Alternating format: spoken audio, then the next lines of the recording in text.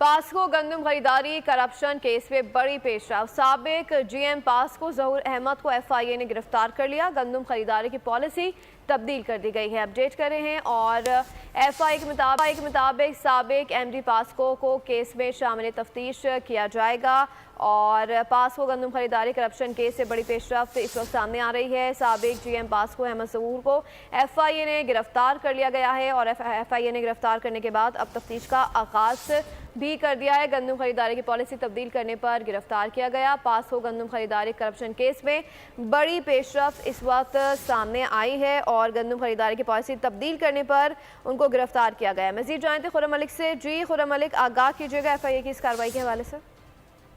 बिल्कुल, पास्को गंदम खरीदारी करप्शन केस में बड़ी पेशरफ जो है सामने आई है। साबिक जीएम पास्को ज़हूर अहमद रांझा को एफआईए ने गिरफ्तार कर लिया है। साबिक जीएम पास्को को एमडी पास्को की गंदम